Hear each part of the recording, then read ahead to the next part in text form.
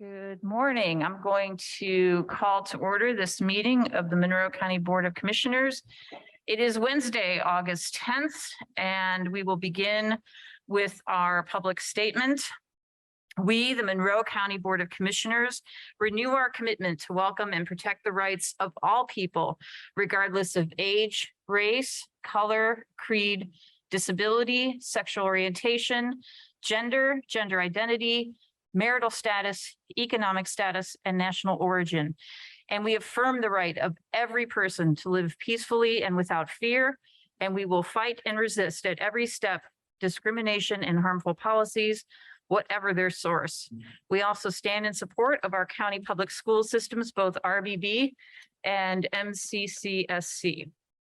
And with that, we do have a statement we'd like to make on the unfortunate passage of Senate Bill 1.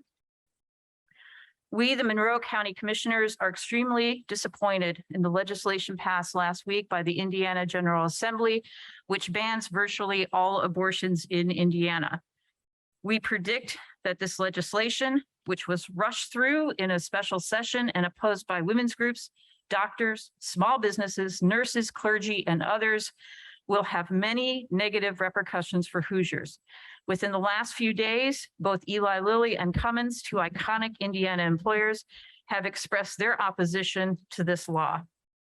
For those who did not watch the testimony given before the Indiana State and House committees, a coalition of small business owners project that it will be harder to attract new businesses to Indiana, harder to attract new employees, and harder to keep employees. A medical resident who is training to become an obstetrician reported that in the past, approximately 50% of doctors who complete their residencies in Indiana stayed in Indiana. A poll done of approximately 200 medical residents across different specialties indicates that that number may drop to 20%. That is unacceptable, especially given the dearth of obstetricians, family practitioners, psychiatrists, and other doctors that Indiana is currently experiencing. Indiana has the third worst maternal and fetal mortality rate of any state in the country, with our maternal mortality rate more than double the US rate. With this bill, the number of maternal and fetal deaths will probably rise. In a study of maternal mortality, which was published by the Indiana Department of Health last November, in 2019, there were 60 pregnancy-related deaths. According to the Indiana Department of Health, there were no reported maternal deaths associated with abortion in 2019. People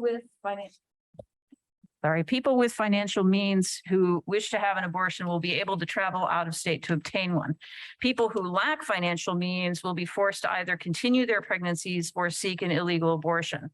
Those without financial means are more likely to end up in poverty, putting an additional pressure on state-funded social services. And these demands will continue year after year. We can only wonder what the ongoing fiscal impact will be on the taxpayers of Indiana. We believe in bodily autonomy and a person's right to choose what is best for them and their family. We believe people should have the right to decide if and when to become parents. We believe no one should be forced by the state to carry a pregnancy. Two things that would help lower the number of unplanned pregnancies and hence the demand for abortion are age-appropriate, evidence-based sex education, and easily accessible, free or low-cost birth control. But those options weren't even considered. We are wearing green today to show our support for maintaining reproductive rights and bodily autonomy in Indiana. In closing, we stand in solidarity with those who oppose this legislation. We believe it is bad policy and bad for Indiana. All right, thank you so much. Thank you, Commissioner Githens, and note that we are wearing green in solidarity and opposition to this legislation. Okay, with that, we will move on to our department updates. And it appears we have We should have Ms. Kelly joining us. I don't have the right screen up, so I can't tell. Yes, I'm here. Great, good morning. Good morning. Unfortunately, the transmission of COVID does still remain high at this time. We would like to remind the public there are ways that we can help prevent the spread. This includes having good hand hygiene, social distancing, wearing a mask, and frequent testing. The health department does have free tests available. The public health clinic has vaccines available for all ages. We are continuing to work closely with the state on monkeypox. Members of the public can reach out to their provider for monkeypox testing. The public health clinic also has tests available. All right, thank you so much. Comments, questions, Commissioner Githens, I'm glad you addressed the monkeypox issue. Thank you. Commissioner Jones? No, I don't. Thank you for all your hard work and yeah, it's important to keep up our good practices, especially hand washing and being aware of our surroundings. Really great point. Thank you so much for that. Thank you. Are there any other departments that have, Ms. Ridge, good morning. Good morning. I didn't get on the agenda because I wasn't sure it was going to happen, but our office will be closed on Monday for a relocation. Our office, the phones will be shut down.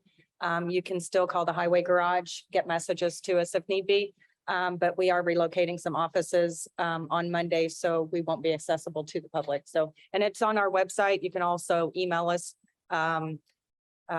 There's a place on our website that you can fill out a complaint form or a hazard or anything. So that'll be continued during that shutdown. So, All right, thank you. congratulations on the move. It's going to be a big week. All right. Thank you. Any other departments have an update to offer? Just raise your hand on the Zoom screen. Okay, seeing none, our next item is public comment. This section of the agenda is reserved for public comment on items that are not on our agenda. Each commenter has a total of 3 minutes to offer information. And at 2 minutes and 30 seconds, you will hear a tone. And when you hear that tone, that means you have 30 seconds to wrap up your thoughts. And with that, we do have Mr. MG. Good morning. Good morning, commissioners, county staff. This is Christopher MG from the Greater Bloomington Chamber of Commerce. Today, I want to speak to you about the County Convention Center and its expansion. After last night's meeting with the County Council, the Chamber remains optimistic that a deal can be struck with the city on the transfer of the Convention Center and its related property. The council was seemingly receptive to the partnership and the benefits for county government moving forward. They seem to understand that the food and beverage tax increased that was passed in 2017 for the purpose of the convention center sits unused, with the state legislature looking to sunset that measure, hampering this community's ability to bond. Most of my work in advocacy with the state legislature last full session was just that, sunsetting that food and beverage tax, which seemingly showed up in 4 bills. I don't know how much time we have left on that. I'm not here to outline the city's proposal and its details within, but rather to encourage this body's full consideration of that proposal and what that means to this community moving forward.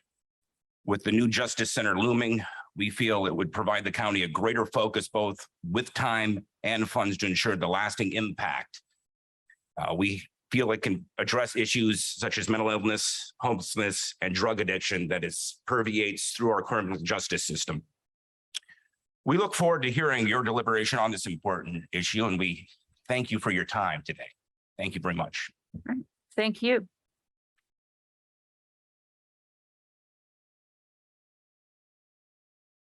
Appears we have somebody on Zoom, Mr. Shelton. Good morning. Good morning, commissioners. Jim Shelton. I wanted to remind the public again that CASA will be having 2 trainings in just about a month.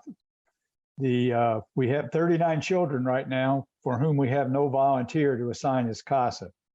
So the office has decided to move their regular training up about a month. So instead of starting October 9th, it's now going to start September 19th and run through the 10th. It will be in person at the CASA office on Monday, Wednesday, and Thursday evenings from 5:30 to 8:30. So we encourage people to consider this as it's a wonderful volunteer opportunity. It helps children and helps them receive a placement in a permanent situation. Then we're going to have, because of the 39 children wait list, we're going to have a child visit monitor training.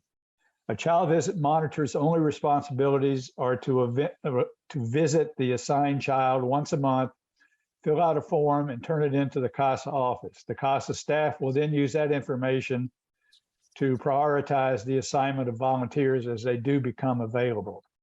This training will be just 3 days for 3 hours each night. It'll be September 12th, 14th, and 15th. That's a Monday, Wednesday, and Thursday. Again, it'll be in person from 5:30 to 8:30.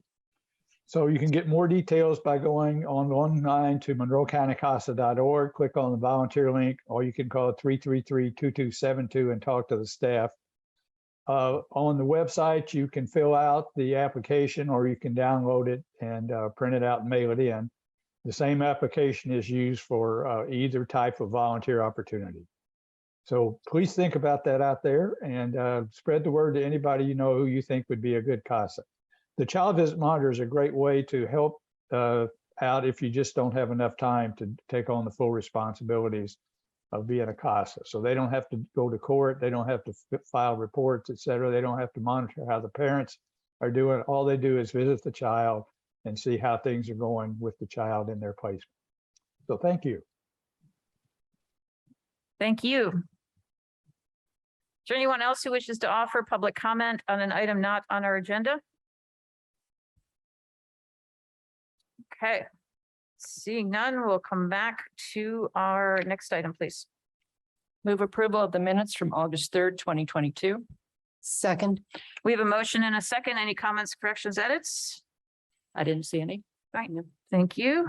All those in favor of approving the minutes for August 3rd, 2022 signify by saying aye. Aye. Aye. Motion carries 3-0. Next item, please. Move approval of claims docket accounts payable August 3rd, 2022 and August 10th, 2022, and payroll for August the 12th, 2022. second, We have a motion and we have a second.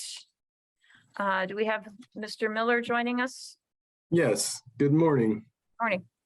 The total for claims was $1,485,716.28. There were 4 larger claim items that I'll go over today, starting with Monroe County Treasurer in the amount of $426,500. That was for a fund-to-fund transfer to use ARPA, or American Rescue Plan Act, funding to pay vaccine incentives issued claims 25 and 26 of 2021, resulting from a plan update. $326,492 was for Michiana Contracting for Project 39 runway light and sign construction. $89,430.72 was for OpenGov for licensing for tech services that runs from June 2022 through May of 2023. And finally, $86,972.46 was for advanced correctional for jail on-site medical and mental health services for September of 2022 per contract. As far as payroll is concerned, the total was $1,747,858.48, $1,233,132.23, or approximately 70.6% were for the direct payroll costs, and the remaining approximately 29.4% or $514,726.25 were for those indirect costs. All right, thank you so much. Comments, questions, Commissioner Githens? No. Commissioner Jones? no, I don't. All right, is there any public comment on this item? Either come to the podium in the Nat U Hill Room or raise your hand on the Zoom screen.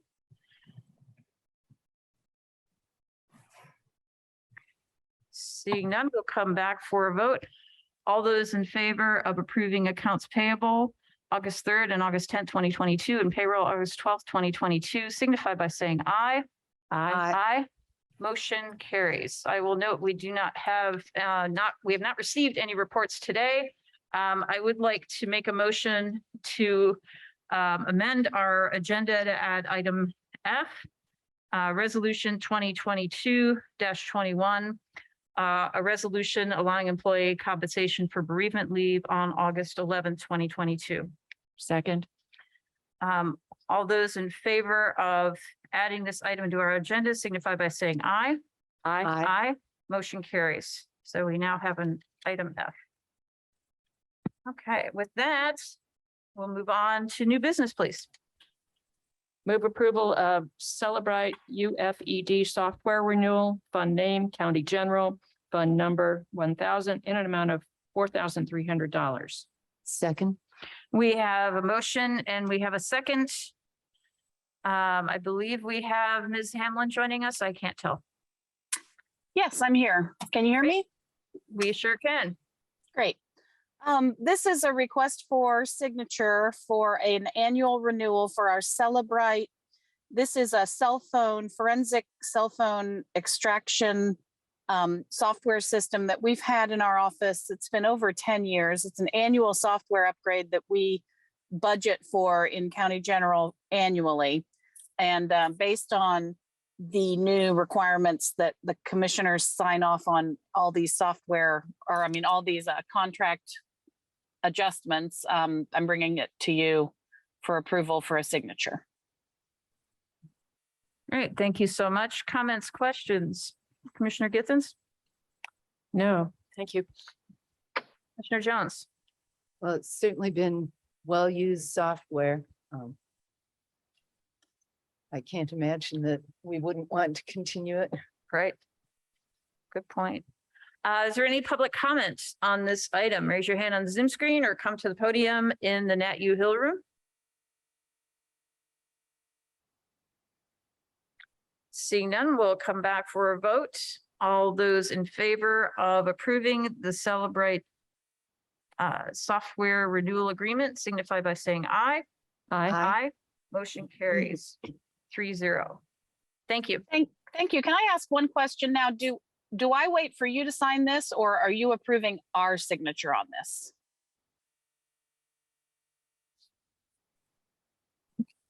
I believe that you need to sign it as a service contract for Right. the county. And you've approved us to do that. Perfect. They will sign Thank the you. document. We will sign the document Oh, Uh, okay. Okay. through DocuSign. Okay, Thank you. thanks. Bye. Okay. All right, move on to the next item, please. Move approval of Safe Place Services Grant Renewal, fund name, Safe Place, fund number 9103, and a grant amount of $16,437. Second. We have a motion and we have a second, and we have Mr. Malone joining us in person. Good morning. Good morning. This is the Safe Place grant. There's an addendum to this grant. This is, it used to be called 1504 for those of us like myself, been around for a long time. But the Safe Place grant does serve to provide supplies and various things for our Safe Place programming. But there is an addendum now that DCS is actually providing more funds through IYSA to study how Safe Place and DCS clients interface with each other. And since there's a little bit more work that our Safe Place coordinator will have to do, then they're giving us $8,000 over the next couple of $16,000, $8,000 per year to do that extra work. So that's what we are seeking the approval of signature on the addendum to that agreement. Great. Thank you so much. Comments, questions? Commissioner Githens? I just want to say, Mr. Malone's smile always cheers me up. So thank you for coming in person. Commissioner Jones? Yeah, this has always been a very important program, and I think many people in the county do participate in it. I'm glad that we will be continuing it. Yes. Yeah, it's an interesting program. It's great. The pilot program. It's great. All right, excellent. Thank you so much for bringing this to us. Appreciate it. Let's see if there's any public comment on this item. Raise your hand on the Zoom screen or come to the podium in the Nat U Hill room. Seeing none, we'll come back for a vote. All those in favor of approving the Safe Place Services Grant renewal signify by saying aye. Aye. Motion carries 3-0. Right. Next item, please. Move approval of resolution 2022-20 supporting girls coding program. Second. We have a motion and we have a second. Mr. Cockrell. Yes, the Women's Commission has been working with this program for a number of years. This is the first year they're requesting funding. This agreement would be, or this resolution would provide support for up to $10,000 a year for this year and then the following 2 years. That's so a total of $30,000. It's all subject to council appropriation. My understanding is that there may be an appropriation available now for this year, but I did not have the details. That's why it doesn't have a fund name or a fund number, but it is subject to that approval and that confirmation. We do have that appropriation. It's actually in the county general.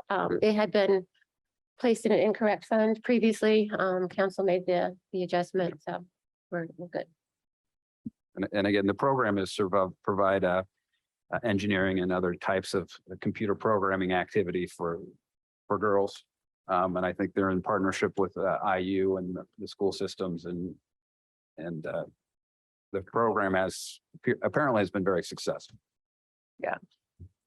All right, thank you so much. Comments, questions, Commissioner Githens. Yes, this program was started by the Monroe County Women's Commission, which is really exciting. And it was run as a camp initially in conjunction with Ivy Tech and Girl Scouts. So I'm really pleased to see it continuing. Commissioner Jones.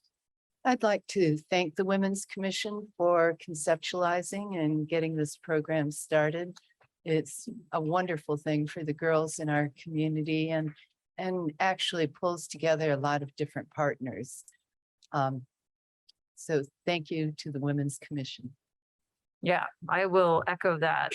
Thanks to the Women's Commission, and it's great to see this encouragement for girls to get into technology fields. That's really an awesome thing. So I'm really proud to support this. Let's see if there's any public comment on this item. Either come to the podium in the Nat U Hill room or raise your hand on the Zoom screen. I see none. All those in favor of approving resolution 2022-20 signify by saying aye. Aye. Motion carries 3-0. Next item, please. Item D. Move approval of ordinance 2022-23 to amend Monroe County Code, Chapter 457, Criminal Justice Response Committee. Second. We have a motion and we have a second. Mr. Cockrell. Yes, this changes code section 457 in 3 ways. This was the Criminal Justice Response Committee. It renames that to the Community Justice Response Committee. That is change number 1. Change number 2 is that the current committee only consists of council and commissioners appointments. So A and B on what you have in front of you. This adds 4 members of the Board of Judges, the sheriff or his designee, the prosecutor or his or her designee, public defender or his or her designee, and the jail commander or his designee, as well as the director of the health department or their designee. So it also, and the third thing it changes, it kind of expands the scope of what the previous was looking at. So we basically took out the language that directs them to 2 of the intercepts and looking at the entire criminal justice study as a whole and its implementation. These changes were recommended at the last Criminal Justice Response Committee, which after the next one, I'll call the Community Justice Response Committee, as a way to keep moving forward and expanding the scope of what they're talking about. I think that group has run into a lot of conversations where they really felt like they needed that additional knowledge base on the committee. Great. Thank you so much for working on this. Comments, questions, Commissioner Githens? It's incredible that we're getting so many people involved in our community. I think it's the right step forward. Commissioner Jones? Yeah, the work of this committee is very important to our community. And I think it'll move forward much more quickly if we expand the committee like this. At the time that it was originally formed, we didn't realize that we would be looking at building a new jail quite so quickly. So that's why its scope was somewhat limited. Now that we do know that we're going to have to be considering a new jail, it makes sense for this committee to also work on that project. Right, and I appreciate that we're moving toward that combined committee that we always knew was going to happen. And I think the sooner the better, and this is a good response to that. I really appreciate Mr. Cockrell's assistance with this. It's a large committee, but it's going to be really important to ensure that as many of us are present as possible. We are going to have a number of subcommittees, and at that point, it's going to be really important to engage with the community and community members' different experiences with justice in Monroe County so that we can learn as much as we can. And so those subcommittees are going to be really important. So stay tuned and plan to be involved. All right, let's see if there's any public comment on this item. Raise your hand on the Zoom screen or come to the podium. We have Mr. Shelton. Good morning again. Good morning again, Commissioners. I want to encourage you to approve this. This greatly expands what they're going to, or makes more active what they're going to be working on. We need to, I've been a CASA for 10 years. Every case that I've had, the parents have been involved in the criminal justice system as well as in the juvenile system.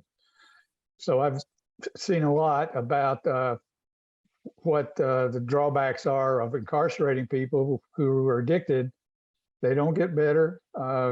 Typically, they still have the same problem when they get out. And so it's really important, and obviously you guys agree, that we do everything we can to have alternatives to incarcerating somebody.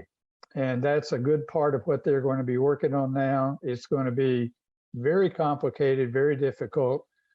And I applaud this move to try to get everybody more or less involved. And I think you'll have a lot better opportunity to get the community involved when they see that the judges and the prosecutor and the sheriff and the jail, et cetera, are involved. And I think it's great to have the health administrator involved too, because again, a lot of the reasons that people are in jail are because of health reasons, primarily mental health and addiction. So please approve this, and I applaud you and Mr. Cockrell and the Criminal Justice Response Committee for bringing this forward.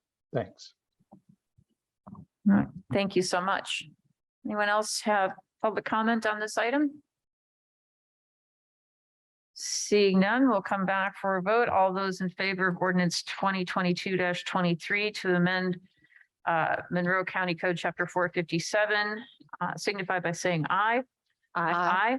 Motion carries 3-0.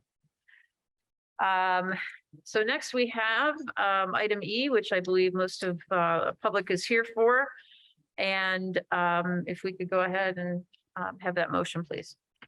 Move approval of ordinance 2022 I'm not sure that number is correct because we already did that. Oh, that was a resolution. Okay, never mind. resolution. Okay, so move approval of ordinance 2022-20 Kings Road Farm Rezone. Second. We have a motion and a second, and we have Mr. Myers joining us to tell us all about it. Good morning. Thank you. Can you hear me okay? Yes. Okay, great. I'm going to start sharing my screen here for the presentation.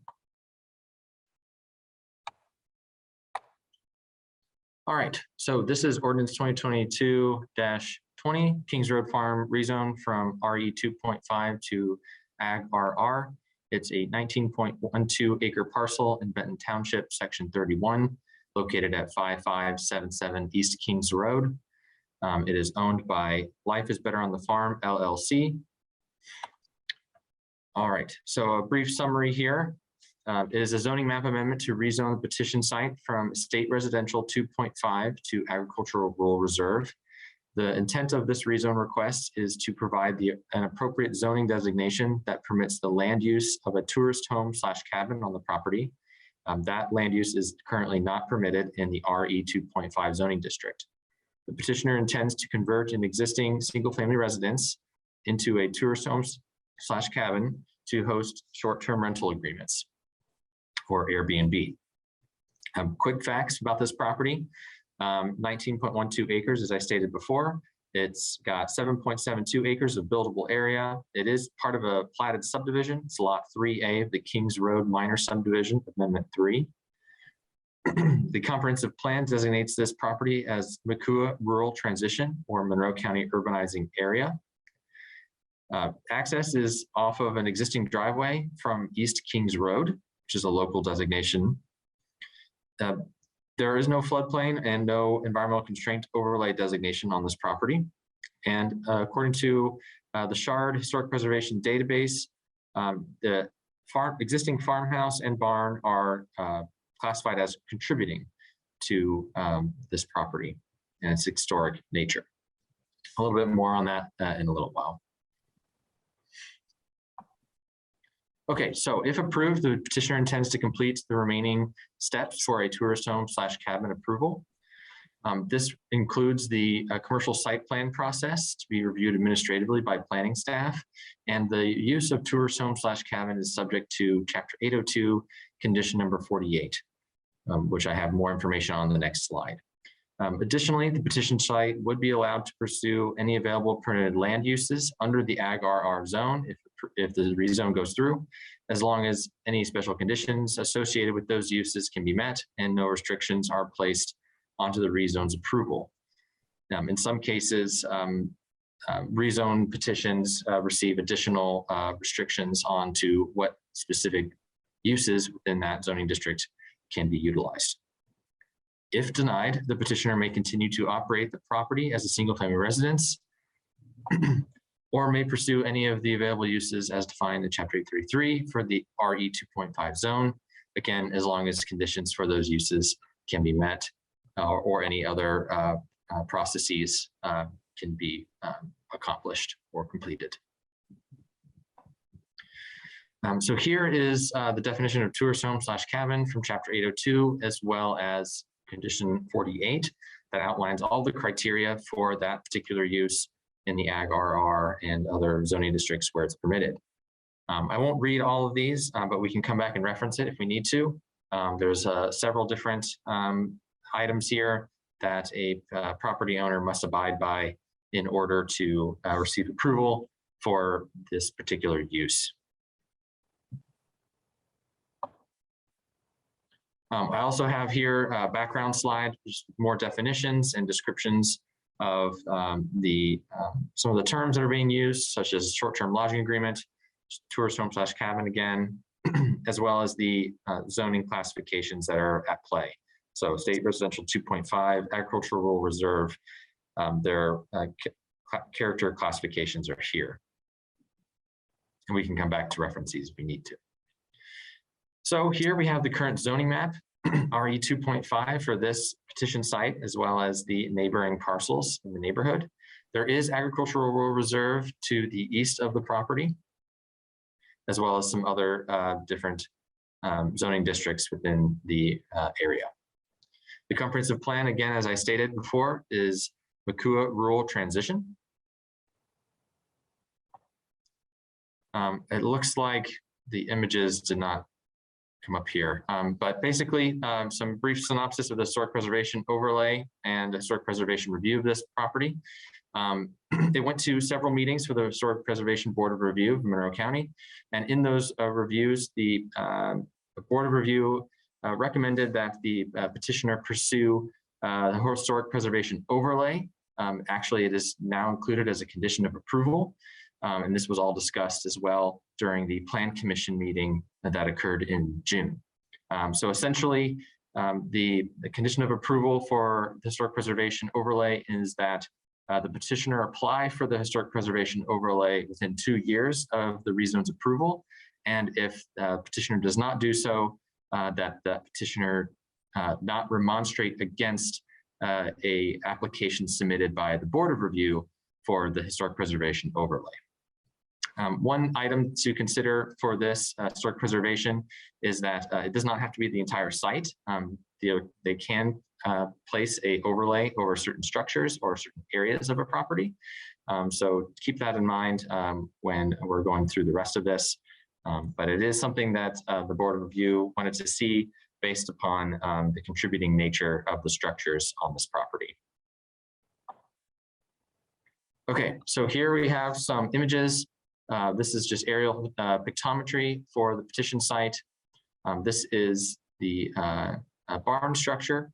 Currently not accessible to tenants on the site. The property owner and petitioner has stated that it's not a safe building to enter, and that they do ultimately hope that revenue created from the Airbnb type use will help in restoring some of these historic structures on the property and make them usable again. Another barn structure here to the west of the barn I just spoke of. And then this structure down here is the existing single family residence / farmhouse. And this is a small outbuilding or shed. And I believe that there's another small outbuilding or shed underneath this tree here that you can barely see. This is Kings Road, and the driveway, as you can see, comes off it and moves up. So here we have some boots on the ground photography. This is the driveway entrance, 55770 East Kings Road. Then the driveway comes up to access the rest of the site here. This is the existing single family residence and farmhouse. More photographs here of the site, the utility shed outbuilding here. This is the barn. And another outbuilding. And then just a general picture of the back end or north side of the property, capturing a little bit of its rural nature. Okay, so on this slide, we have the letter to the Plan Commission provided by the petitioner stating their intent, as well as a image here of a general site plan that was provided by the petitioner, kind of just outlines where locations of buildings are. The site plan that would be required for the tourist home / cabin would be needed to be, will need to be, excuse me, provided in more detail. So we'll need to see some measurements of things, exact locations of structures, and other aspects of the property that will meet those conditions. Here we have the Kings Road Minor Subdivision Amendment 3 plat. You'll note that there are other properties within the Kings Road Minor Subdivision, each of which are also owned by the petitioner. They will be accessed via a existing platted easement. The petitioner has not stated their intent for these properties back to the north of the petition site. If he can speak more on that if you have any questions regarding those. But the petition site here, as I stated before, has some buildable area remaining of the 19.12 acres. A large portion of the western portion of the property is a conservation easement. Here I have the uses permitted in the RE 2.5 zoning district. Anywhere you see a star is that use or a use very similar to it is also permitted in the agricultural rural reserve zone. A P stands for permitted and a C stands for conditional approval.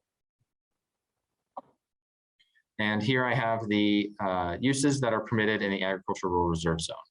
As you'll note, there are a number of uses that are new if the rezone were to be approved. A lot of them come in the agricultural use category.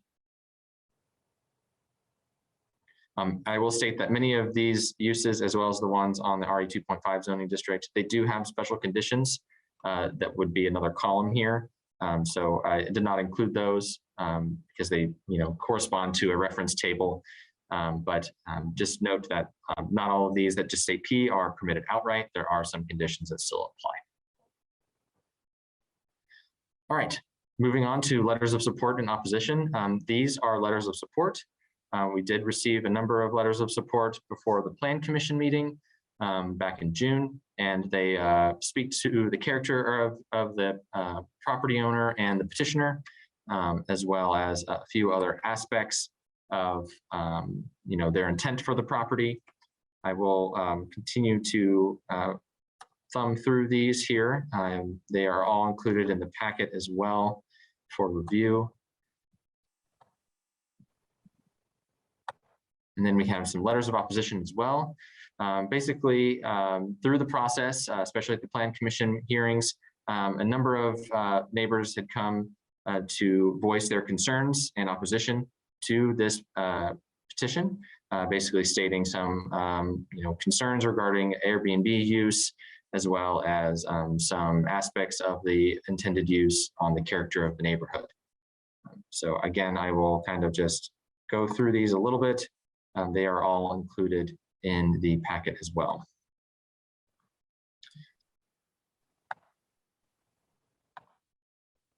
And then here we have a few new letters of opposition that were provided to planning staff before the packet was published, or excuse me, after the packet was published. So now you're seeing them here on the presentation slides. I believe they were also each individually messaged to the Board of Commissioners as well. So I'm just going to scroll through these as well. I'm sure that there will be some neighbor comment regarding these coming up. All right, so it brings us to the recommendation.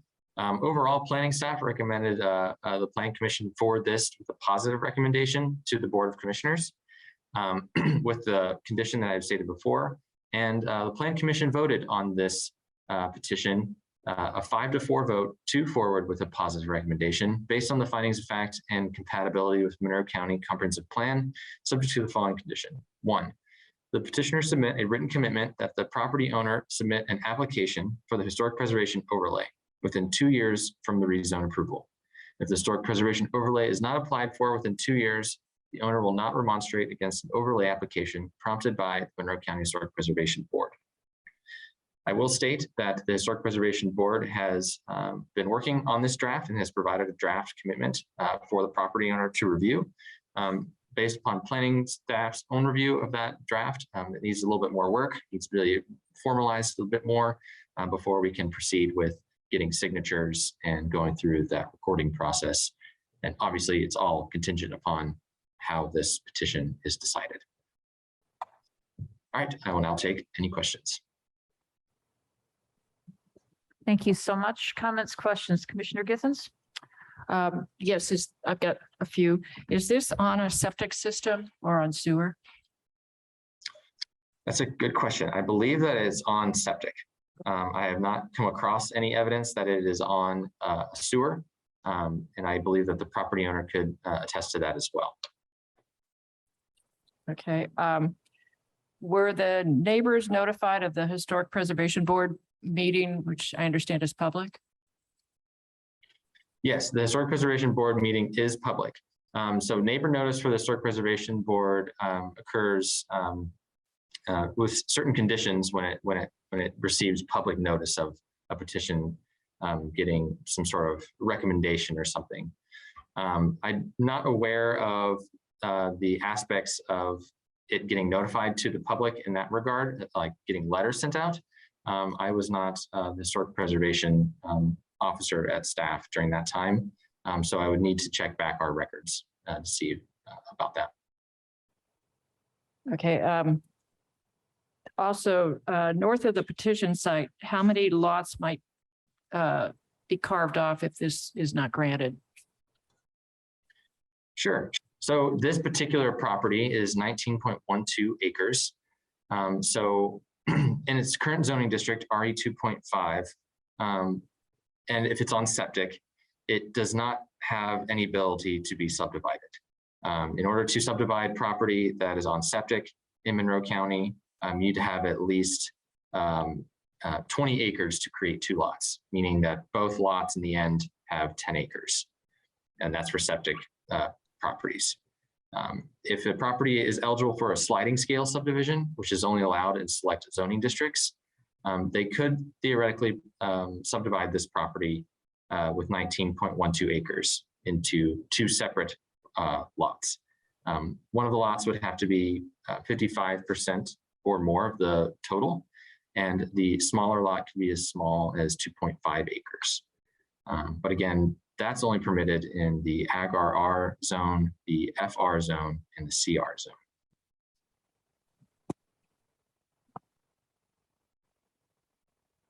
Thank you. Commissioner Jones? I think I'll wait until after we hear from the public.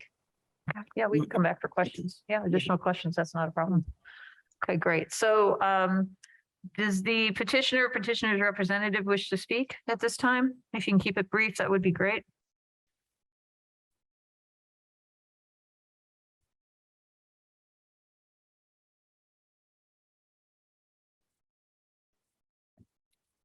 Morning.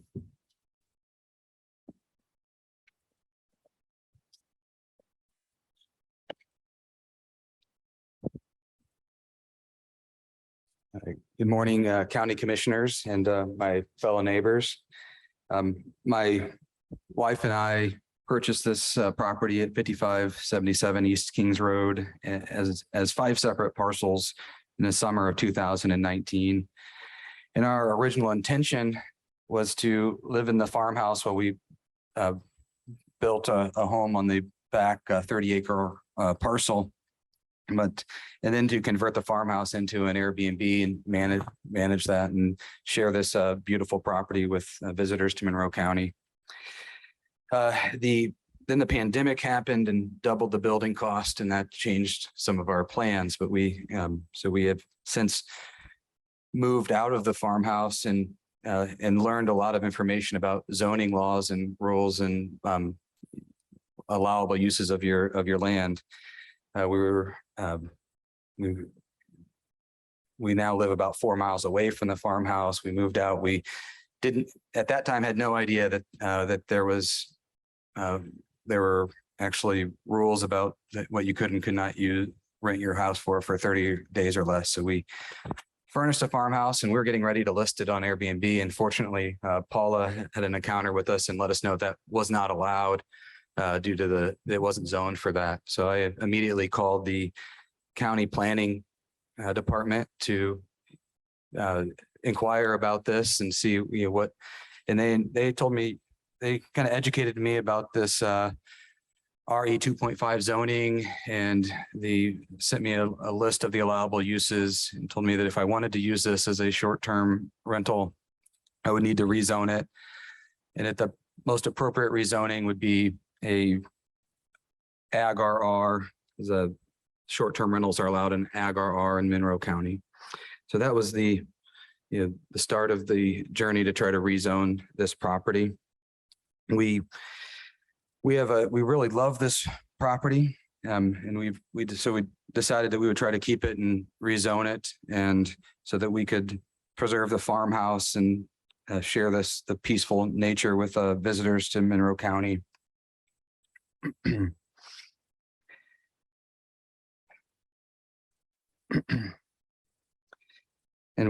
Drew Myers has helped us pick the zoning because of that appropriate zoning level for Airbnbs, and because of the fact that there are Ag-RR zones within the neighborhood at the end of James Road and Kings Road. This seemed to be the most appropriate new zoning for the property. And we feel this is a special property, and we have several supportive neighbors who feel the same way about that this is a property well worth preserving for generations, to enjoy the historic nature of this farmstead, as well as the surrounding hay fields that are kind of an ecological zone for monarch butterflies. There's just a lot of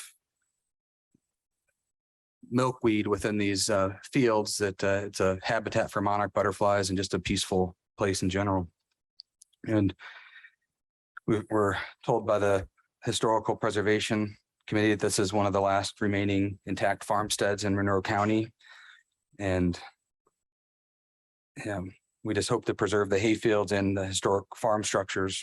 And we're planning to work with the Monroe County Historical Board to apply for the historical preservation overlay, likely sooner than the 2 years. They gave us 2 years because of, just because my job is busy and I have 3 young kids at home, and I didn't know how long this was going to take to go through this process. So they gave us 2 years. I don't anticipate it taking 2 years. We really hope to preserve it. We are frequently approached with unsolicited inquiries about purchasing the property. And, with this 20 acres, we're just concerned that someone could tear the barns down or tear the farmhouse down and try to divide it into 2 10-acre lots and build on it. So we're asking the county commissioners to grant our rezone request. We think this is a very unique property with respect to the surrounding RE 2.5 properties. It has a different feel than the surrounding 2.5 RE 2.5 properties because it is on a larger lot and has historical barns and hay fields, and we feel that it fits more with an ag RR, and that the property is a perfect fit for short-term rentals, as it's in a low density populated area. It's very private and secluded, and you can barely, after the spring when the trees are up, you can barely see the surrounding homes. It's a very private neighborhood and peaceful neighborhood.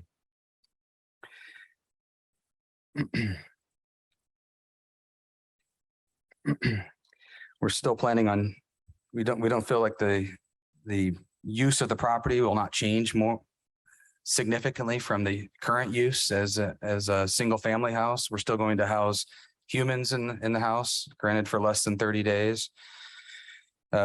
We plan to house 7 or less people. There are 3 bedrooms and then an extra room with each room has queen size beds and 1 king size bed. And then there's a room with a futon. So, we plan to rent this on Airbnb, and before Airbnb just came out with a corporate rule to disallow parties at any properties that are rented on their site, we had already decided and told our neighbors that we would not allow any type of parties or events at the property. Airbnb allows you to vet the renters based on their prior rental history. And every time you rent an Airbnb, you get to fill out a survey about the rental, but the host rates you as well as whether you were a good renter or not, or whether you were disruptive. So we have access to those their prior rental history and whether they were good tenants, peaceful tenants. And if someone has bad reviews, we don't intend to rent to them. And we've in fact had someone try to rent it from us for 30 days or more in July, and we were uncomfortable with their reviews, and we did not rent to them, though it would have covered all of our expenses for the property for July. We wanted to protect the neighborhood and the property from any potential harm. We have external cameras ring cameras on the front and back door, as well as some ring cameras on the parking areas. So we feel that we would know immediately if someone was breaking our rules and having a party, inviting, if there was all of a sudden 20 cars in the lot, we would know, and we could take action immediately.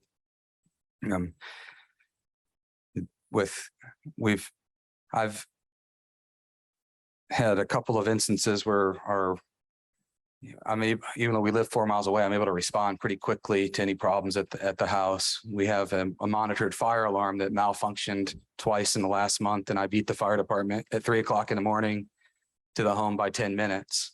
I can get there quickly and I'm very responsive to any problems at the property. I hope you've had a chance to read the letters of support from our neighbors. who are supportive and would like to see this petition granted. Our supporters tend to be of a different demographic, and they are all at work right now with they have young professionals with children. Hard time to attend a Wednesday morning meeting. And so I'm sure my neighbors are aware they are RE 2.5 zoning allows a limited amount of permitted non-conditional uses of the property as is, including cemeteries, crops and pasture land, parks and playgrounds, residential care homes for the developmentally delayed, residential care homes for the mentally ill, residential care homes for up to 5 individuals, or single long-term family dwellings and a utility substation. I would love to be able to rent this out single long-term. It's just an expensive property to maintain, and there's not a lot of a large market for people that can cover the expenses of the property from a long-term month-long rental. And we believe that a well-managed Airbnb short-term rental is better options than these other permitted options currently. And we feel that there are several benefits to the neighborhood and to Monroe County in general from preserving the property and renting it out short-term. There are actually several residents within the neighborhood who will express interest in renting the home when they have out-of-town family come to visit them. We currently and will continue to support small businesses with lawn care, maintenance of the hayfield and home cleaning. We'll be required to pay a 5% innkeeper tax to Monroe County. We'll be applying for the historical preservation overlay to ensure that the site is protected in perpetuity. We plan to restore the farmstead with the profits, and we intend to donate a percentage of our profits to local Monroe County charities and Indiana University. We feel that the short-term guest will also bring revenue to other local Monroe County businesses while they're in town, and that overall there's a shortage of short-term rentals and hotels in Monroe County. When I would like to, I guess, acknowledge and are aware, and we respect our few neighbors here that have been very vocal in their opposition to this rezone request. And we respectfully disagree with all of their points of contention. But we would also like to draw attention to the several supporters who have spoken in support, and that the June County Planning Commission were able to write letters of support, and to several neighbors were able to come online and in person to support this petition. We've had several neighbors who actually initially opposed the petition, who after when we were made aware of the petition, my wife and I sent letters with our cell phone numbers and just some explanation of what our intentions were. And this is long, trying to be too long here, but this is very important to me. I want to make sure that I get my point across. So we sent this letter that said, dear neighbor, my wife and I own the farmstead at 5577 East Kings Road, and you may have heard that we are seeking to rezone the property to Ag RR. This property is one of the remaining intact farmsteads in Monroe County. Rachel and I have a goal of preserving and restoring the historic property. As part of this goal, we would like to rent the property out on a short-term rental on Airbnb website. The property is expensive to maintain, and a short-term rental would help maintain the property as is and restore the historic barns. The reason we chose Airbnb is because the website allows us to screen the potential renters by their star rating. When you rent an Airbnb, the property owners rate you as a guest. In order to rent the farmhouse, prospective renters must have a 5 out of 5 star rating and must have no bad reviews. We have house rules of no pets, no smoking, and no parties. We're committed to protecting the home and the peaceful environment of the neighborhood. We understand that you may have some questions and concerns. We would love to have a conversation to hear your concerns and answer any of your questions. Feel free to call or text us at the numbers below. We hope that you share our vision of preserving and restoring the historic farm. Rezoning the property to Ag RR is the first step in this goal. Sincerely, and it has our names and our cell phone numbers. And while I respect all of these people that are here for opposition, Besides Paula, we have not heard from a single one of them, except to hear their points at the meetings. But since this letter was sent, we were approached by William Cowan, Mary Inferno, Gilliam Harris, Lynn and Val Nolan, that they no longer supported the petition. They had said they only supported it because they were told that we were going to have fraternity parties and sorority parties, and it would be very disruptive to the neighborhood. So I don't know how that rumor got started, but it nevertheless did, and this letter helped alleviate those concerns. But we are committed to maintaining remaining diligent to vetting the renters and enforcing our rules. And as I said, we denied a rental request in July for concern for our neighbors and the property. And this shows our continued commitment to protecting the property and the peaceful nature of the neighborhood and the well-being of the property and our neighbors. Peaceful neighborhood and lives will always take precedence over any potential profits. And we do desire to be good neighbors and are committed to ensuring the preservation of the farm and the tranquility of the surrounding neighborhood. And the rezoned Ag RR will allow us to do this. And I saw that on the new letters of opposition that came up, that Paula's letter to us requesting that we that we send her in writing a written agreement that we would not have any outdoor fires was on there. And I would like to just address that with you. We did not respond in writing to her about this. I did call Doug Dayhoff and I called several of the surrounding neighbors and just asked them if they had received any type of communication from you and if they would be agreeable to making this type of commitment to not have any outdoor fires in the neighborhood. And Doug said he never made any agreement with you, and none of the neighbors I called. You can't speak off microphone. I'm just telling sorry. you. You cannot speak off after I got your microphone. letter, I called, Thank you.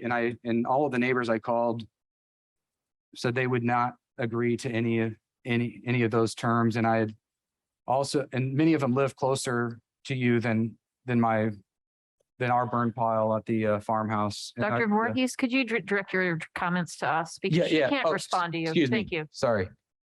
Thank you. So our burn pile is about 2 football fields distance from our house, and we've had numerous fires on that property and have yet to hear any type of complaints from Paula about those fires. So I can only assume that that they were not bothersome to her, because I am concerned about her health, and I want to make sure that her health is that we respect her health.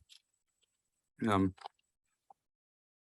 we ask, we just ask the commissioners that you please vote in favor of our rezone request, so that we can maintain the property and use it as our original intention as a short-term rental on Airbnb to own, and that we will rent to only respectful individuals. And we have no intention of allowing our Airbnb to change or disrupt the lives of any of our neighbors in any way.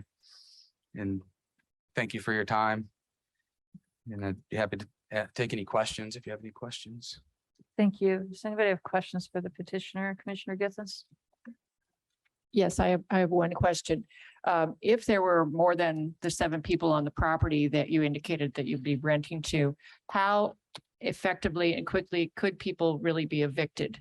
I know that you say that you can go out there, but I don't know that. So so people break our rules. I did speak with a property attorney, and he told me that with short-term rentals, there are no tenant rights. So if someone's breaking your rules, they can essentially be evicted immediately.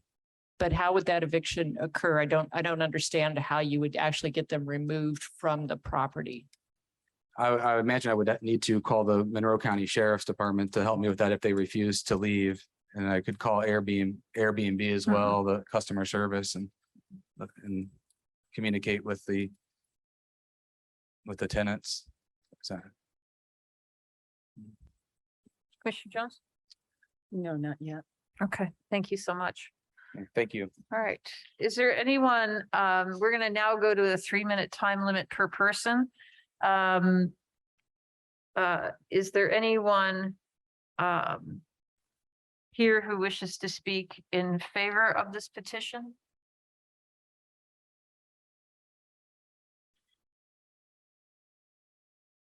Okay. Now, we do have a number of folks here and we're going to try to keep you to 3 minutes apiece. You may find it useful to, Ms. Purdy, I don't know if you could move that sign-in sheet to the table behind the podium, Angie? If you could move that sign-in sheet so we're not waiting for people to sign in. Thank you so much. I do actually have a direct question, and this is very unusual. But as people have written into us, I've come back and said, look, it's, you know, you may not get a historic overlay. Buildings may be demolished if this is denied. The property may be developed and split into 2 properties. And I think that's a question I would like all of you who are opponents to address for us, because I think that's really important for us to know how you feel. If you have time, I would appreciate it. And I know it's unusual, but it's just something to think about. All right, so with that, if you could all sign in. If you don't live in Monroe County, let us know that, but otherwise, go ahead and sign in and speak. You have 3 minutes per person.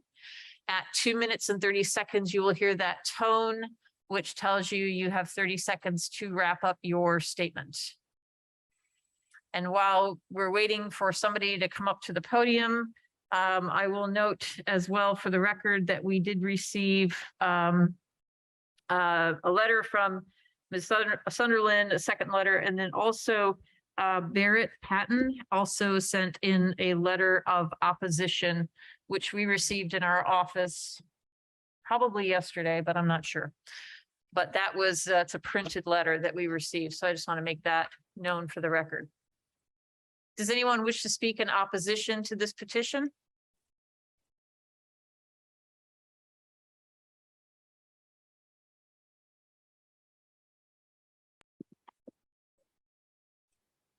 My name is Steve Gable. I live at 5578 Kings Road, and I am Paula Sunderman's partner. 4 reasons why I think that I and so many of my neighbors are opposed to this proposed rezoning. First, this petition is not primarily about historic preservation or wildlife preservation. That would not require rezoning. The sole purpose of this zoning change is to allow the petitioners to turn the one-time farmhouse on this property into a short-term rental.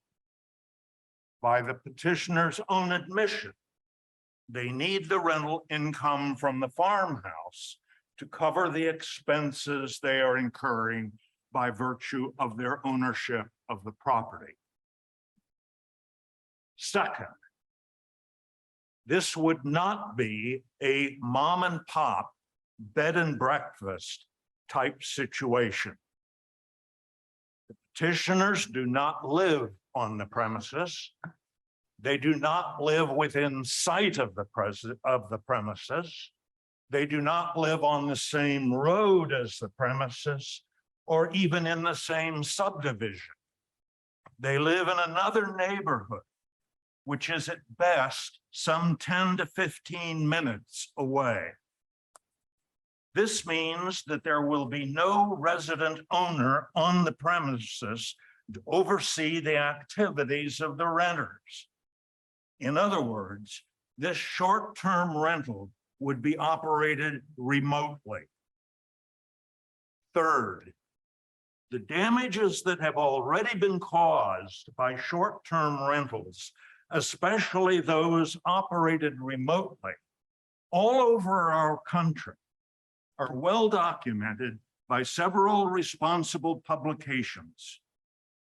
I have already sent to you articles from the New York Times and from Business Week. These articles document the fact that short-term rentals are frequently used for all kinds of undesirable activities, including criminal activities. Finally, number 4, a rezoning for the benefit of these petitioners would also apply to any subsequent owner. Even if these petitioners were totally responsible for the operation of this guest cabin, we have no way of knowing what a subsequent owner might do with the property. And for these reasons, we continue to vehemently oppose this rezoning. And thank you, sir. Appreciate that.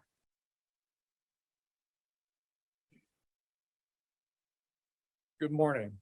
My name is Mike Riggle, and my wife Stephanie and I are owners of 2 parcels that are on Nathan Way. And it's located to the south of Kings Road, southwest of the proposed property you're looking at. And we are not in favor of the petition. And the thing that I want to point out is good public policy is supposed to protect people for years down the road. My primary concern is this is a temporary fix for something that is a financial concern. And you wanted us to address what would happen if this was broken out and was no longer historical designation that it might potentially be. My family owned that farmhouse. That was Anna and Mark King. She happened to be my great aunt. She came from the Mobley family here in Bloomington. I think when you look at that whole neighborhood, this has to benefit the entire neighborhood. The weaknesses of that area are we are not well patrolled by the Monroe County Sheriff Department. The road hasn't been redone in years. The water is not capable of supporting fire trucks. And our current fire services come from Benton Township, which is a volunteer fire department up in Unionville. So in my opinion, if something were to come and the land was split, it might be more beneficial to all of the residents in that area to bring a better, stronger infrastructure. And it is a very quiet life out there. We enjoy it. There are not very many, if at all, street lamps. And so it's a well-known, it's not a well-known area for people to make their way to. We always have to explain to people how to get to Kings Road. We've been there for 4 years and we've loved our neighborhood. And it's not meant to be derogatory to the petitioners at all. It's simply that we feel things would need to be looked at long-term. If there is something to be done with that property, it really needs to be not just a temporary fix that opens the door to a lot of other things that might be more attractive to someone else. Thank you for your time. Thank you.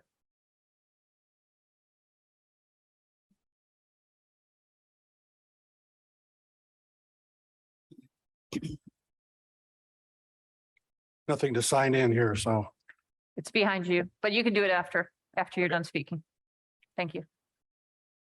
A lot of things have already been specified here. My name is Don Hollinger. I live at 5525 East Kings Road. Our property is adjacent to the petitioner's property directly to the west. A couple of things here. This is a septic system in our entire neighborhood. There is no sewer service out there. That was a question earlier. It was mentioned that there is ag RR zoning in the neighborhood. There are 2 sites that are on the far eastern portion of this neighborhood, and they stretch farther out into the county. They are not surrounded by an RE 2.5 zone.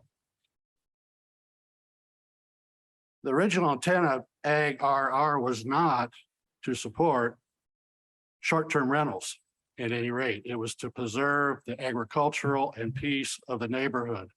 I believe there are some 40+ homes in this area. Most of them are lived in by the property owner. I believe the original designation of RE 2.5 was to help preserve that quiet rural agricultural estate environment. This is a spot zone change to drop literally in the middle of surrounding areas, all zone 2.5. The burden or the consequences of such a spot zone will be felt long-term by all the residents that surround the property. I respectfully request a denial of this proposal that's being presented. Thank you. Thank you. Next, please.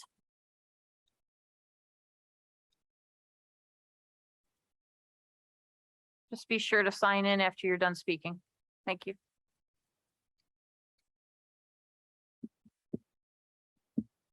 Good morning. My name is Nathaniel Grow. I live immediately adjacent across the street to the property in question. It honestly pains me to oppose this. I've always liked Rachel and Jason personally. It's nothing personal, but my wife and I have significant concerns about the proposal. In the interest of time, I'm just going to highlight a couple of them for you this morning. First, I think that at times in prior deliberations at the Plan Commission level, people fell into this false dichotomy where the choices before you are either approve an Airbnb or else deprive any economically viable means of maintaining the historical nature. But I don't think that's right. They could sell the property to somebody who intends to live on it on a full-time basis, or more to the point, they could rent it out under current zoning as a long-term rental. I understand that might not be the personal preference of the owners, but I don't believe that any evidence has been submitted to suggest that that does not provide an economically viable means of maintaining the historic nature of the property. Second, on a more personal level, I would just say that my wife and I would not have bought our house had we known an Airbnb would be going in across the street. And I think that's probably true for most of my neighbors as well. And importantly, that expectation is grounded in the actual zoning of the neighborhood. And in contrast, the Voorhees acknowledged they didn't look at the zoning before buying the property. And respectfully, I don't think it's fair to ask all of us to subjugate our interests in this matter and our good faith reliance on the current zoning simply to provide a do-over to someone who didn't do their homework. Lastly, I think ultimately this boils down to a bigger policy question of, is there a legitimate reason to treat a short-term rental differently from a long-term rental from a zoning perspective, right? And I would argue emphatically that the answer to that question is yes. And just as one illustration, I'm guessing we've all had the unfortunate experience of staying in a hotel, getting woken up in the middle of the night by an unruly next door neighbor. And the reasons for that are, in that sort of setting, your neighbors are totally anonymous. You're never going to see them again after a day or two. And as a result, there's no long-term reputational cost to being inconsiderate. And I would argue that an Airbnb presents exactly that same scenario. Whereas a long-term renter, they're a member of the community, they're a member of the neighborhood, they're going to see their neighbors on a day-to-day, weekly basis. And that sort of repetition, that sort of familiarity engenders itself to better, more conscientious, good neighbor behavior. Finally, just with like 30 seconds left, just to address Commissioner Thomas's question, I would urge you to look beyond just the lot in question and look at the contiguous property. A good portion of it's already zoned and permitted for a subdivision. And as far as I know, there's been no promise not to develop that down the road. So from my perspective, I have to assume that development is inevitable on that land at some point anyway. And so as I understand your concerns, but I think that that's an inevitability. So that your observation doesn't outweigh my concerns in that case. So again, I would just urge you to please, vote no on this. I don't think it's fair to the rest of the neighbors, given the reliance on the current zoning. Thank you. Great. Thank you. And thank you for addressing the question I posed.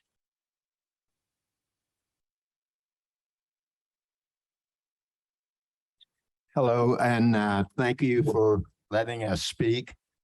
My name is Dan Withered. I live at the end of Kings Road, and I've been there for 31 years. And the neighborhood has fundamentally stayed the same for that entire period. The reason we moved there to begin with, because it was a quiet neighborhood, and I think this would change the character of the neighborhood. The main reason I'm opposed to the petition is because I think it undermines and tarnishes the whole plan commission zoning process. And I just don't believe in, people being able to take a piece of property and petition and get it rezoned for financial purposes. I think the whole idea of the zoning system that we have was to preserve certain areas for certain uses, and just plopping something different in the middle of it doesn't seem appropriate to me. Anyway, thanks for letting me speak. Thank you.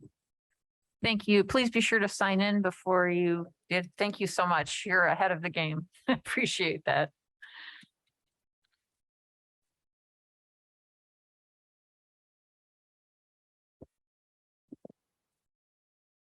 My name is You can Paula. just pull that whole thing down to you. There you go.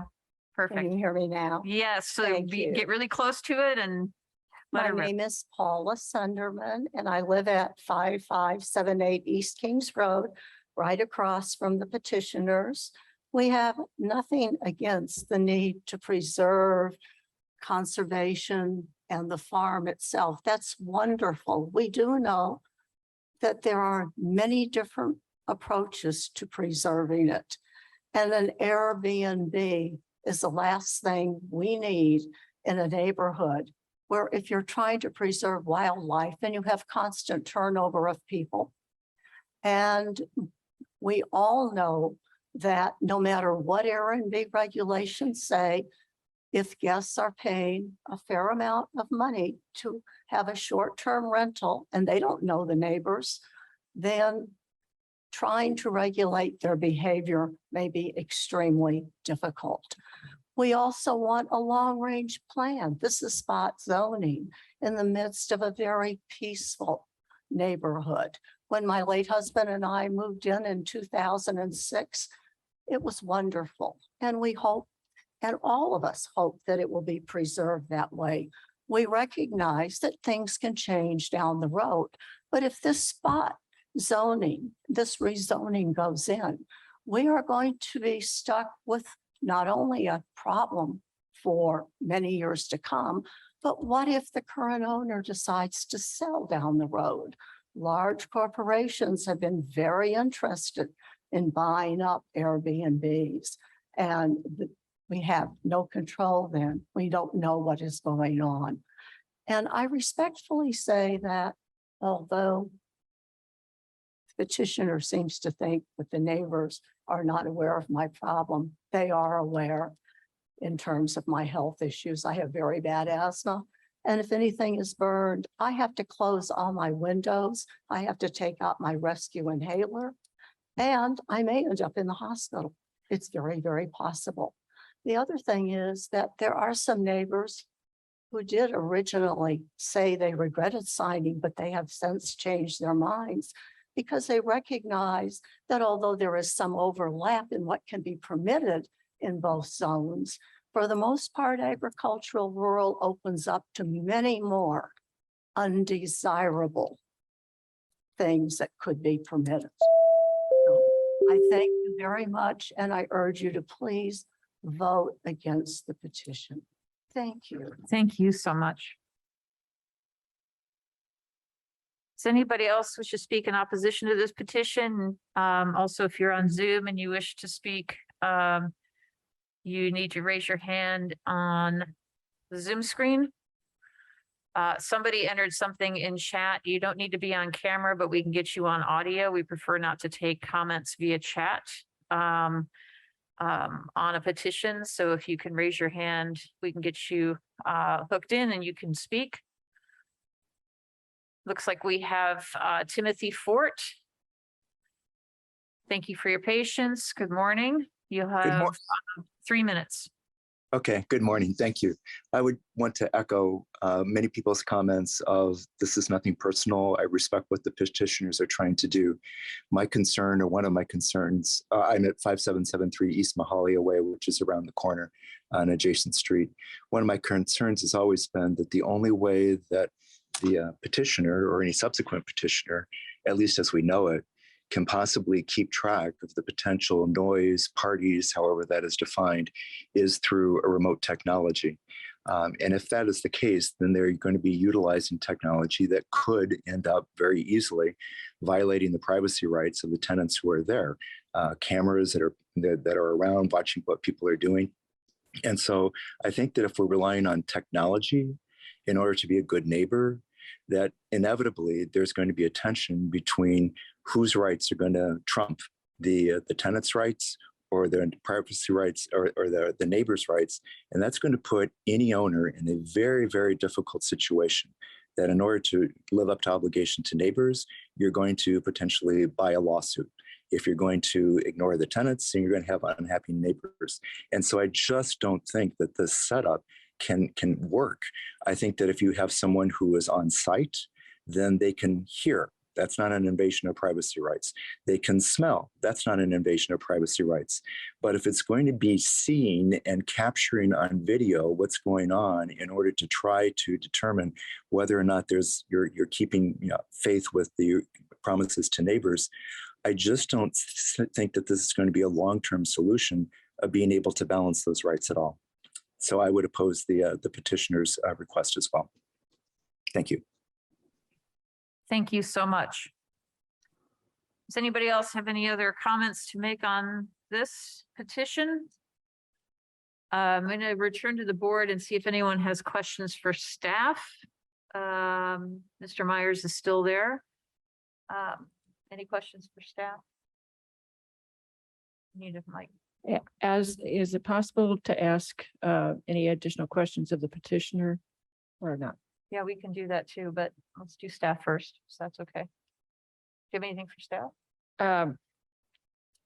No, thank you. Okay. Do you have any questions for staff? Commissioner Jones? Yes, I was wondering if you happen to know what portion of the house is actually the original home and how much of it has been added on since then? I do not know the answer to that.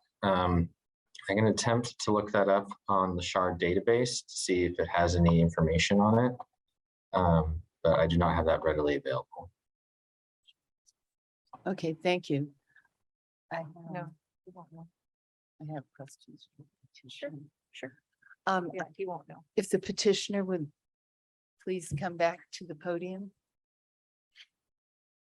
We do have a few follow-up questions for you, if you don't mind. Yes, thank you. Go ahead, Commissioner Jones. First of all, do you happen to know what portion of the house is original?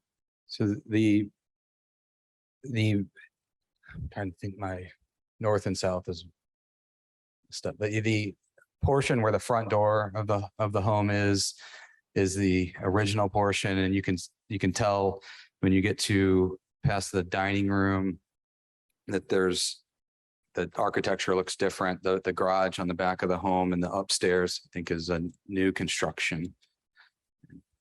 Do you know when the addition was added? I do not know when the addition was added. I was also wondering if this were to get a positive recommendation, would any potential tenants be told that there are cameras all over the place? They are advertised on the Airbnb that there's external cameras, no internal cameras. Okay, thank you. Commissioner Githens. Sorry. Are the cameras capturing audio, They do capture audio. and do they record? They record for 30 seconds. They're motion detected. So they record for about 30 seconds after motion is detected. And they how- send a notification to Rachel on my phones when there's motion detected. And how long is the recording kept, I guess? I would need to I don't know how long it's kept on the Ring servers. Okay. Do you have any other questions? No. Okay. We're all set. Thank you. Am I able to respond to any of the comments from? It's really unusual to have that. Okay. And we've heard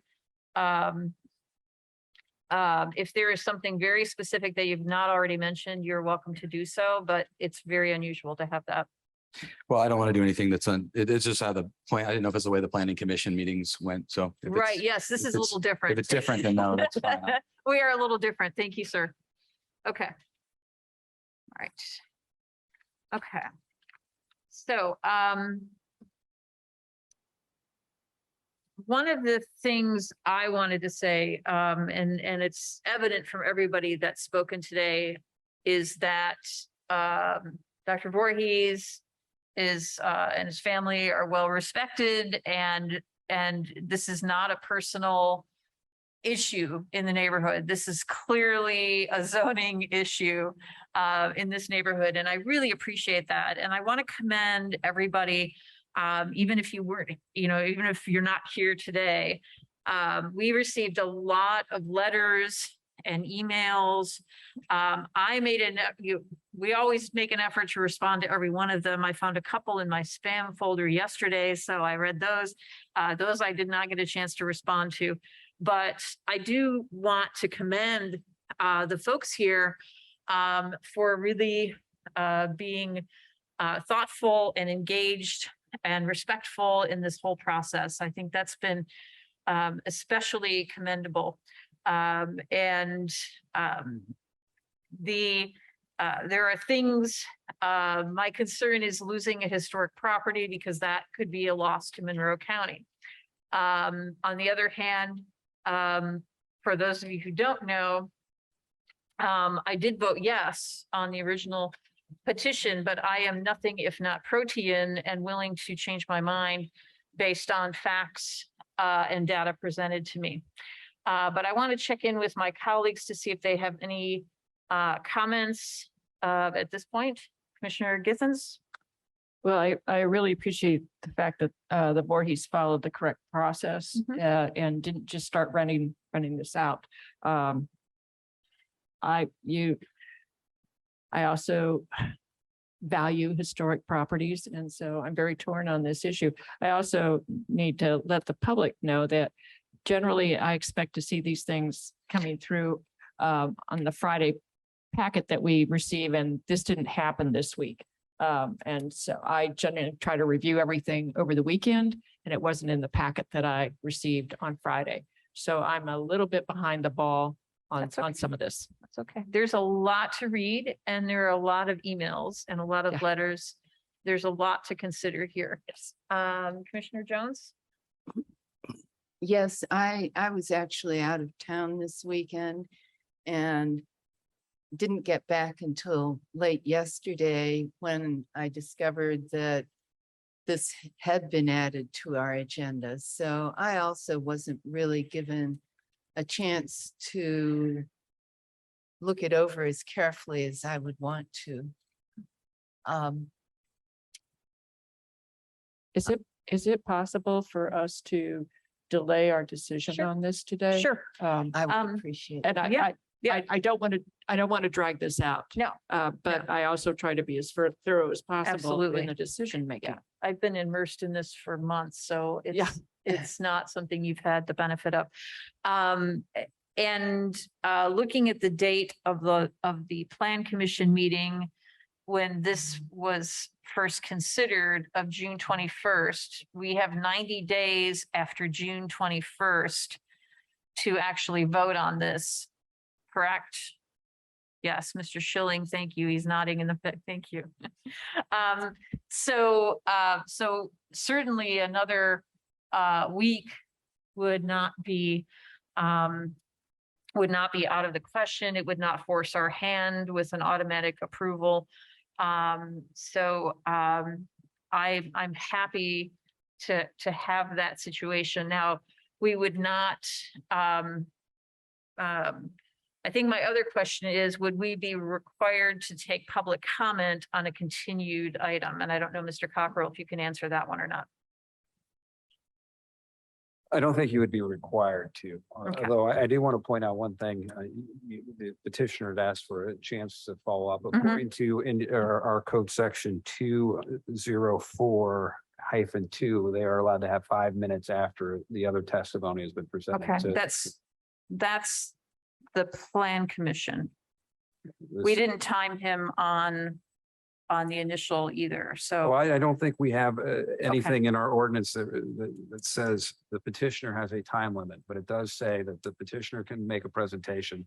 The people who follow the petitioner have time limits, but then they have 5 minutes at the end to resolve. it. Okay. I just want to make sure that we're following what's in our code. okay. Okay, well, that's news to me because that's what we do in Plan Commission, so. Dr. Voorhees, did you have anything you wanted to add?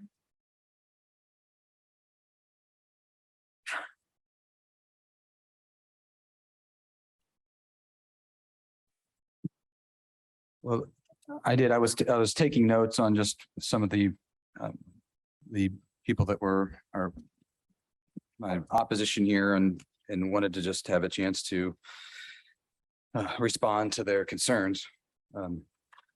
But Mr. Gable, it sounded like he was accusing us of this, saying this is not for historical or wildlife preservation. It actually is. It's not necessarily just for a financial benefit for us. Actually, it would be much more beneficial to us financially to divide the property and to sell it in multiple parcels. We would do much better that way. We would like to preserve the property, and that there's concern that we live 5 minutes away. Said I've been able to respond quickly to problems at the property.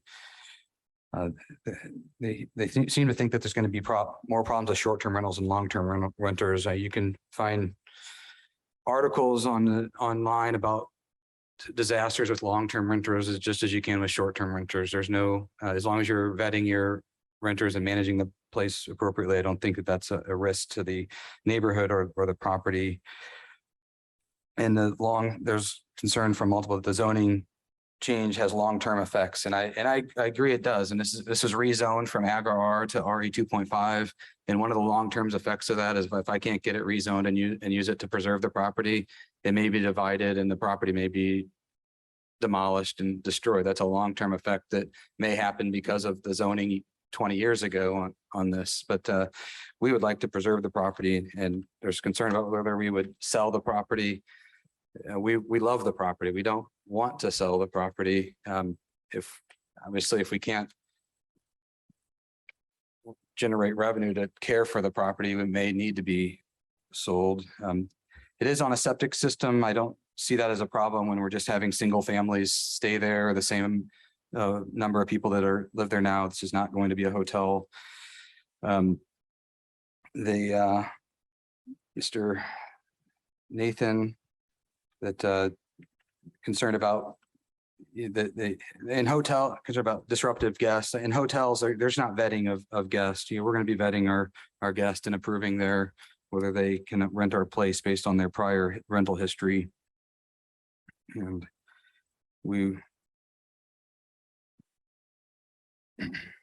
then Mr. Withers, we just want to maintain the peaceful nature of the neighborhood that you are used to.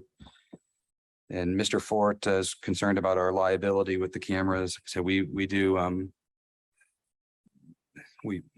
everyone's aware when they rent the place that there's outdoor cameras and that there's no indoor cameras. We want to maintain their privacy. And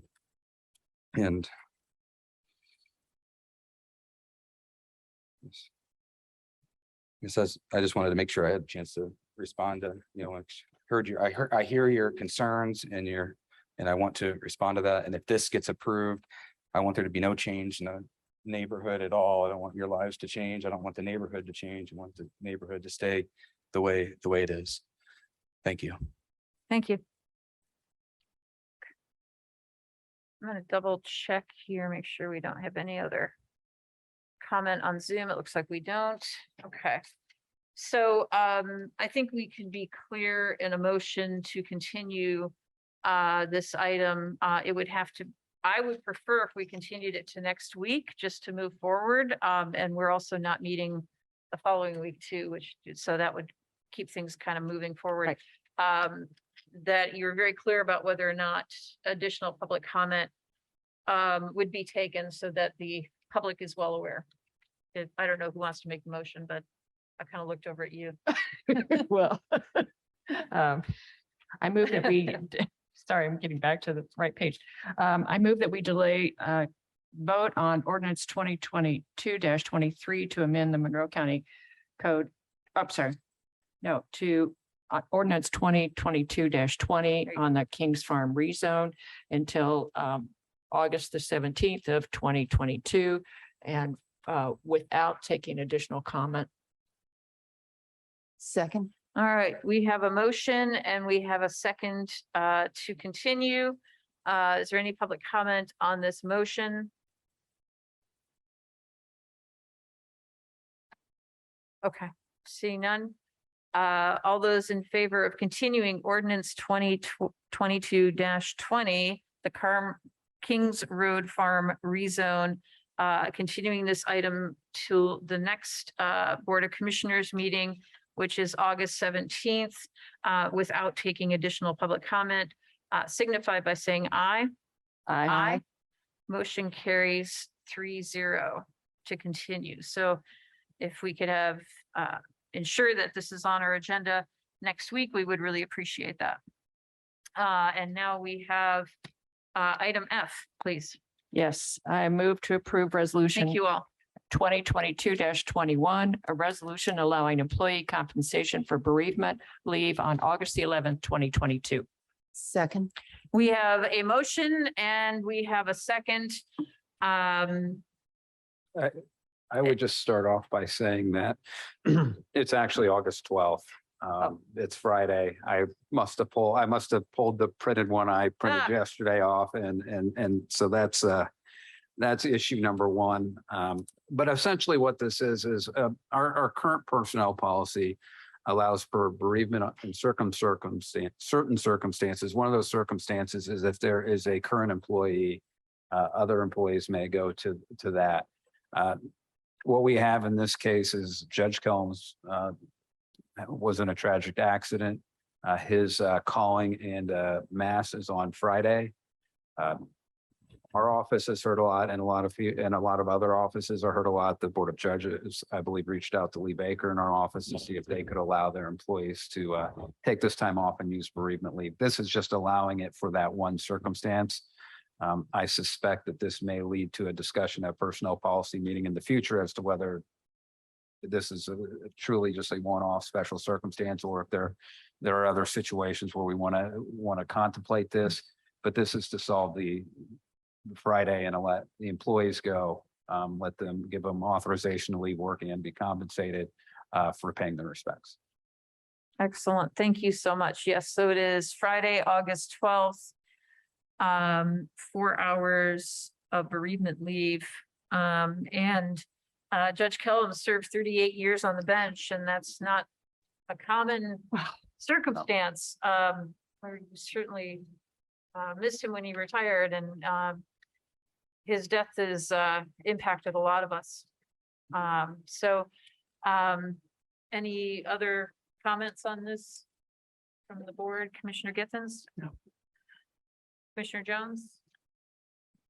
Just that I think this is a good idea. Judge Kellums was a very popular person, well-liked by many people and will be missed by many people.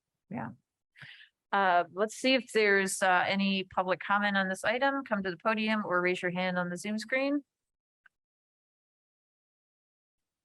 Seeing none, we'll come back for a vote. All those in favor of approving resolution 2022-21, a resolution allowing employee compensation for bereavement leave on August 12th, 2022, signify by saying aye.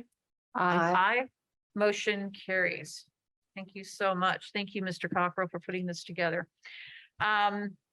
Just a couple of notes. The next blood drive with the Red Cross, September 6th, 1 to 6, September 9th, 10 to 3. These will be held at Ivy Tech. Make your appointment at redcross.org. If you need food assistance, pantry279.org is one place to go.